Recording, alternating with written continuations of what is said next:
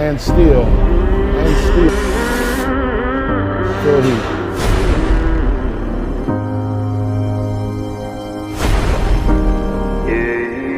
And this is Tempa, bro. Open division. And let me tell you, Dexter is destroying everyone. Annihilating the lineup. God damn, I had no idea that he can look this good. I predicted actually Luke winning it. I said it's gonna be between Dexter and Luke, but it's not even close, honestly. Luke did not bring great conditioning. Not even close. Not even close.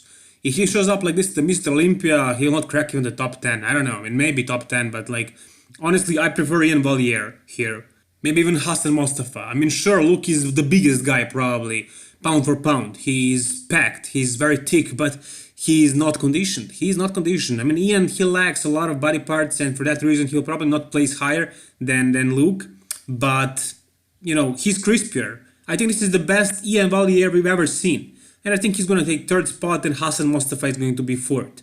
Of course, Dexter is winning it, and Luke is second place, most likely. So as you can see, Dexter right here, he brought it. Man, he brought it. Considering the fact that he's 50, muscle maturity is not a problem for him. His skin got very thin, you know, that's what happens with age. Your skin gets thinner, and his skin is paper thin, basically. With George Farah in his corner, with Charles Glass with him in the gym, he brought an amazing package. He improved what he was lacking. His legs were smaller last year, and look at him now. Do they look small? Hell no, hell no. He had a slight imbalance with his arms, but it's still there. It's still there, but it's not that visible, and it doesn't hurt him at this lineup at all. I mean, these guys have much bigger flaws. So Dexter's asymmetry with arms is basically ignorable, unnoticeable pretty much. And yeah, just look at him. Just look at his body and admire it. So polished and so fresh. I cannot believe that somebody who is 49, in a couple of months 50 years old, can look like this. And here you can see why Ian is not taking second spot, because of this pose and a couple of others as well. But Ian may be the freakiest guy in this lineup, especially when he does side chest, side tricep and most muscular. But when he does front lat spread, you can see a lot of space between his arms and his lats and his chest as well, and his legs also, and also in the front double bicep it is just not good. But I think this is the best Ian Valliere we've ever seen. On the other hand, you also have a Hassan Mostafa with the best set of legs in the world right now, period. Yeah. I'm being serious, the best quads in the world right now.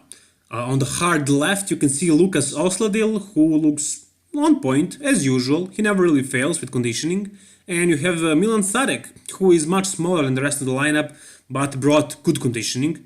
Very good conditioning, so he cracked the top 6. But as far as top 2, in the middle, you can see Dexter and Luke, and Dexter really brought it. He really brought it. And this is amazing, this is super exciting. I really love what I see. This man is such an inspiration. He's one of the best bodybuilders in the history of the world. This is gonna be his 29th win, pro win. Imagine that, winning 29 pro shows. These guys here, for example, Ian Valliere, they're struggling to win even one pro show in a year. And look at him, look at how good he looks, especially in this pose, crazy.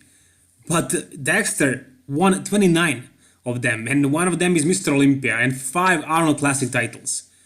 And he has a legitimate chance to win 2019 Mr. Olympia after winning this one. And imagine that, his 30th pro win to be another Mr. Olympia title. That would be something special. And as much as I like Brandon Curry's physique, I would still be cheering for Dexter, because I would love to be a part of something like that.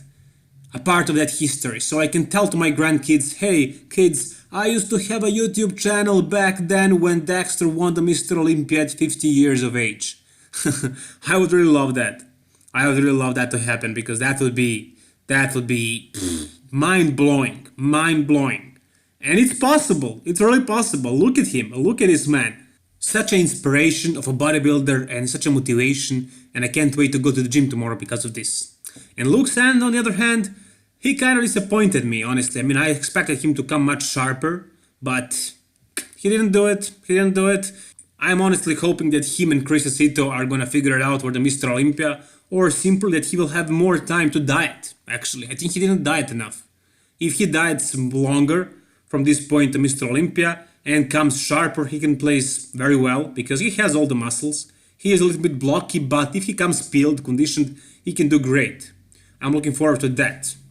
But Dexter is the man tonight. Dexter is somebody who we should talk about because he is making improvements at the age of 50.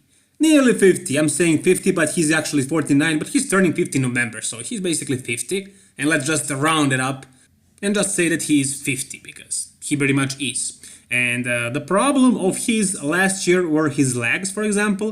But since the Pittsburgh Pro guest posing, I noticed that his legs grew and no longer they are a problem. No way. His legs are top class now. Look at him. Look at the glutes, the hamstrings, and quads.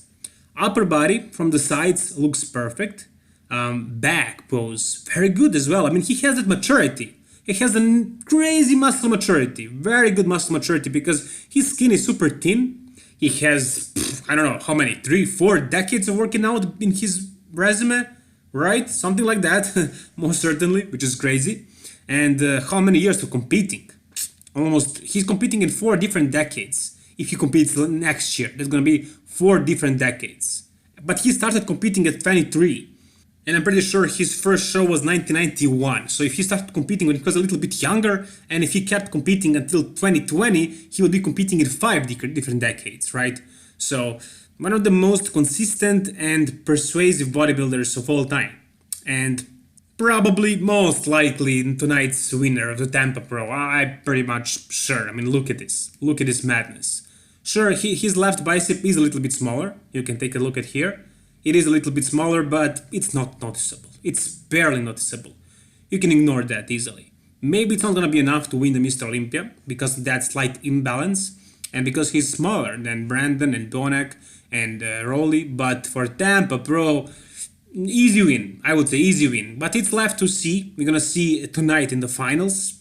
I'm gonna make another video when he wins it. Not if, but when he wins it. And that's gonna do it for this video, guys. Thank you very much for watching. And I want to say thank you to Maximum Muscle Report or Condemned. I'm not sure who actually made this video, but it's a high quality video. So thank you very much because this video is really good and I'm happy to actually see some high quality footage. Once again, guys, if you enjoyed the video, make sure to like it. And if you want to see more content like this, you know what to do. Subscribe. All the best, guys. Bye bye.